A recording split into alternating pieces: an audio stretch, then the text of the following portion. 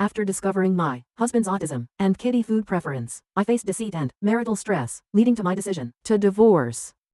Well, it's been a lot longer than the 1-week update I promised. I could make excuses, but I won't. For those of you who don't want to read my original post, I asked for help with my husband's food preference issues, and through talking with many people on here and ultimately his mother, it was revealed that he was diagnosed with autism as a child. Some of the comments on my original post were not so kind. I got a lot of accusations that still hurt me. Some just make me angry, particularly the person who commented simply, "Please don't bully him. He's my goddamn husband. Not a schoolyard friend, not a sibling, not a child. Infantilizing him doesn't help his case at all." Moving on. I was very upset as he had never mentioned anything to me. We've discussed all sorts of medical issues together, but his diagnosis never came up. I want to stress this. This isn't a matter of me not wanting to be married to an autistic man. This is a matter of my husband keeping something important from me and causing me a great deal of stress that could have been avoided if I was aware of his diagnosis. For example, I continuously pushed him to try new foods or attend concerts or visit loud amusement parks. I knew he wasn't particularly thrilled about any of those things, but they are all very normal couple activities that I wanted us to experience together. Had I been aware of his autism, I would have had a better understanding of how negatively these things affected him, and made more of an effort to integrate things he liked with things I liked. Maybe a smaller local band, or a craft fair instead of an amusement park. Anyways, that's the backstory. Read below for the update. I confronted him about my conversation with his mother the night before our counseling appointment. I made sure to bring it up casually so I didn't become angry again. He tried to brush me off at first, saying he didn't know what I was talking about. After talking for a bit, he eventually confessed that he not only knew of the diagnosis but deliberately kept it from me. He said I was his dream and he didn't want to do anything to ruin our perfect relationship.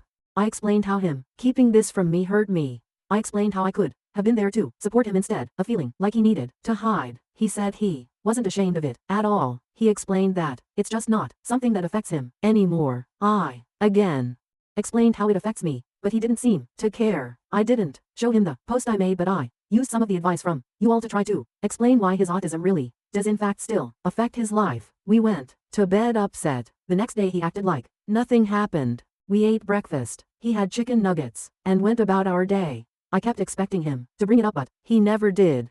I didn't have the nerve to bring it up again until later at the marriage counselor's office. I spoke to the counselor so as not to seem accusing and explained that this was an issue that bothered me. My husband actually laughed and said he assumed I'd gotten over it by now. When I explained that no, I really hadn't, he got angry with me and stormed out. The counselor tried to mediate, but it wasn't much use as my husband went to wait in the car. I was worried he'd leave without me, so I cut the meeting short. Our ride home was quiet. It wasn't until we got home that I said I was worried he was keeping other things from me, too. He said he'd been reading online about how women can't understand autism and therefore didn't think it was important to tell me about it. I said that was the weakest excuse I'd ever heard. He then said that I'd leave him if I knew. I said if I left him it'd be because he's a liar. Apparently he told all of our mutual friends that he'd just been diagnosed with autism and I was considering leaving him because of it. Now many of our friends won't talk to me and act very cold when we run into each other in public. I don't know what else he's told them, but I think he told someone I cheated on him as a fake account has been commenting horrible things about me and my supposed sexual habits on all of my Instagram posts. I keep reporting them, but then it seems like another just pops up in its place. I haven't decided if divorce is the right path. I know he's been browsing incel and other bitter, male-centric websites. One of his friends is a self-described incel, so I'm even more convinced that this isn't the man I married. I'm mostly just confused. I've been avoiding him at home and it feels like more of a roommate situation at this point. He doesn't really leave his den until it's time for work, and then he's until bed. It seems like everything is messed up just from me wanting to help. I don't even know what to expect at this point, much less how to move on from here.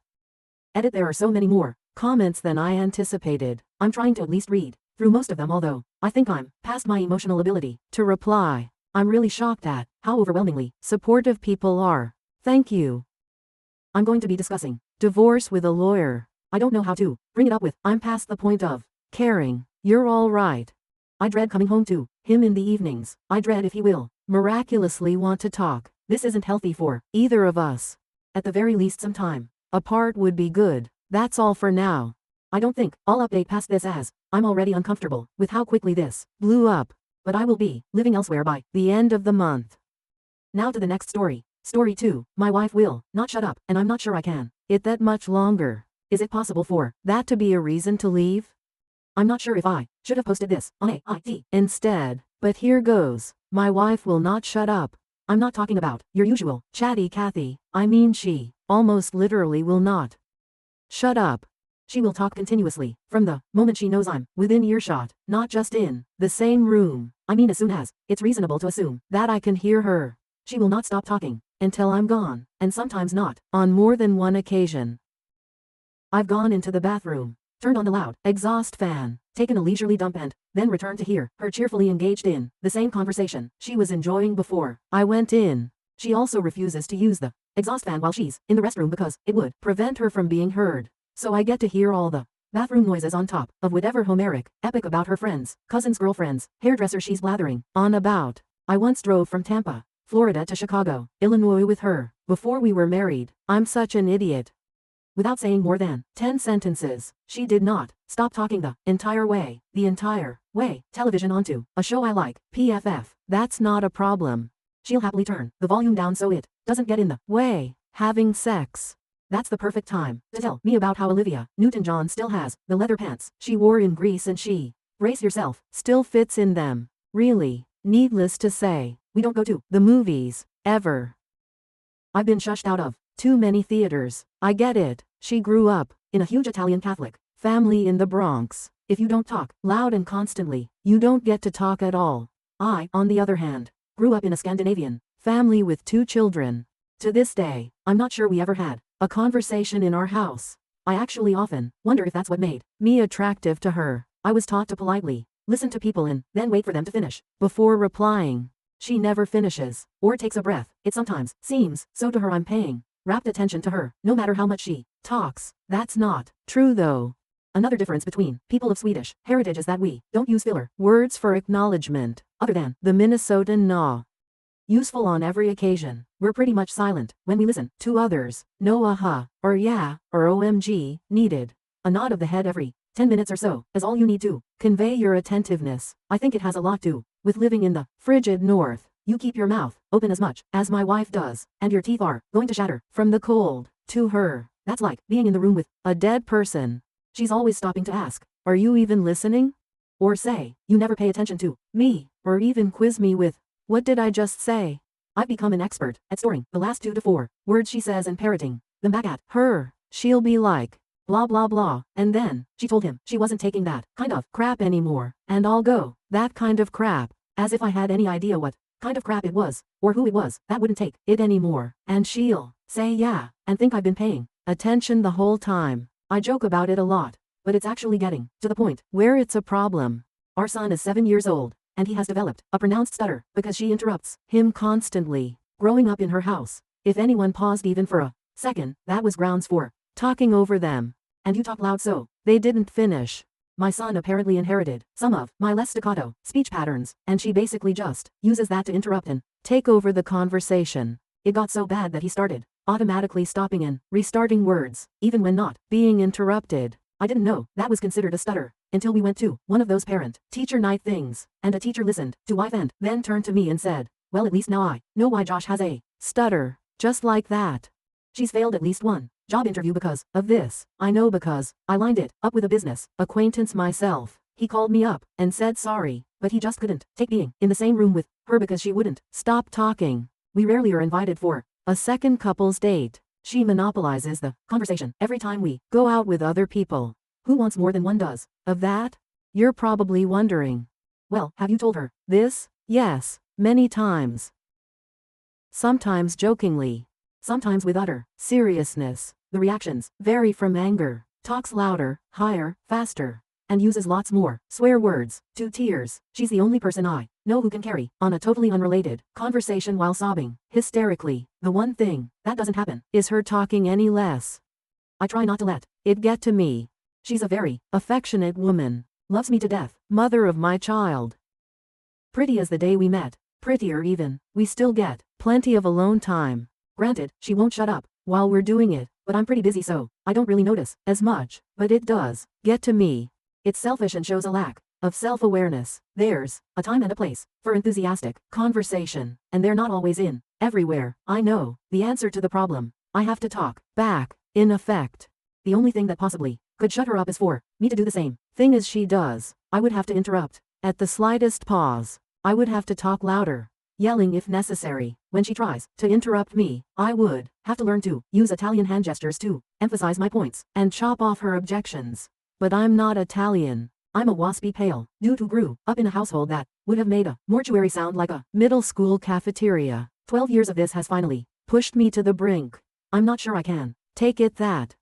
I'm just not sure if I could get a word in to tell the judge why I'm there in his divorce court. My wife wouldn't let me. TLDR. Wife will not shut up. Is that reasonable grounds for leaving her? Edit. Obligatory Reddit. OMG, I had no idea this would blow up. Which is true. I thought maybe a couple of people would just call me an asshole, and that would be it. But R.I.P. inbox. It was nice to know y'all. So in the interest of not replying to every comment, I will try to address some of the common ones and answer some of the questions I saw popping up multiple times. Also, thanks for the often hilarious advice. Q1. Is this BS? Implied. A1. No, it's all mostly true. I admit to some embellishment for dramatic comedic effect though. The bit about the leather pants is representative, not an actual quote. Not from Sexy Times anyway. She probably mentioned it at some point though. Q2. Why didn't you run away screaming before you got married? Sub-question. Was Op's wife hot? A2. Yes, she is hot. And funny. And vivacious. Also, I really was a Nordic silent bear. Thanks, you/Sarah. _Dragonfire. My wife drew me out of my shell. And if I'm brutally honest with myself, when you're young and getting laid on the regular, a lot of things don't seem all that terrible. Damn you penis. This is all your fault. Q3. Did your kid really develop a stutter because of this? A3. Medically speaking, I cannot state this with 100% certainty. The cause was never formally diagnosed. However, I watched it happen firsthand. I'm not a qualified speech therapist, but I think it was a reasonable conclusion to draw based on the observations I made. I'd welcome a dissenting opinion from an actual professional though, if only to salve my conscience. Which leads to Q4. Aren't you really the one responsible for your kid stutter? After all, you did nothing to stop it. A4. Guilty. And I feel utterly like shit about it all the time. For the record, I did bring it up lots of times, even to the point of getting into arguments about it and speaking harshly to my wife when she interrupted my son. But I think by the time I realized it was happening, most of the damage was done.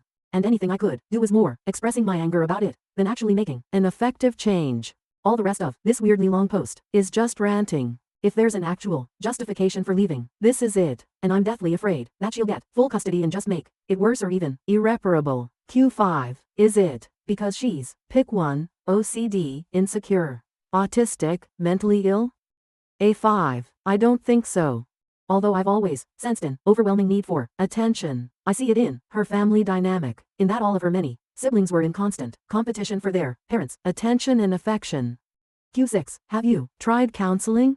A6. No, probably should have. But I know her well enough that even mentioning it would shatter her. It's bizarre that I can't bring myself to do a lot of things people have suggested, and believe me, I've probably thought of all of them, because they just seem too cruel to me. And yet, I'm seriously considering divorce. I realize the contradiction there,